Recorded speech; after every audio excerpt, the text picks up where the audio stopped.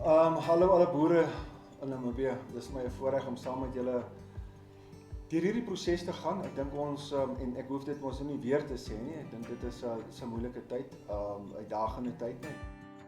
Psalm 102, ek wil nie 'n preek vir julle gee nie, maar daar kom die ou en hy het so 'n aangrypende uitdrukking en hy sê ek voel soos 'n pelikaan in die woestyn, soos 'n uil in 'n migrasie.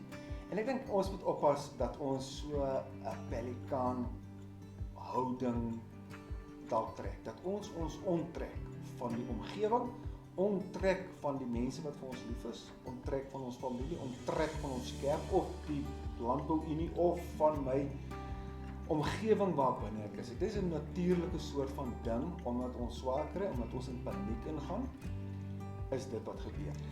Op Psalm 39, dan is ook so gevoel wat die psalmdigter kry. Sy het 'n brandpyn en smart wat soos vuur binne in hom is. En dan sê hy, toe het ek gepraat. Moenie jouself onttrek nie. Ek weet baie keer dan sê dis die laaste ding wat ek wil doen. Ek wil nie by die boerevereniging se braai wees nie. Gaan. Want dit is vir ons verskriklik belangrik. Dit is vir jou belangrik.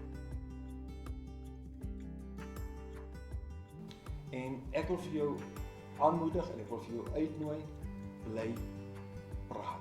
Bel vir my, kontak iemand, bel jou ma in die Kaap, bel net enige iemand en gesels daaroor. Ons storie, selfs ook in hierdie tyd, is belangrik om te vertel. Jy is regtig welkom om my te kontak en ons sal probeer om 'n netwerk te skep waar jy hulp kan kry by 'n predikant of by iemand of wat 'n vennootskap daar ook al kan wees, want dit is inderdaad 'n baie moeilike tyd waarbinne ons is.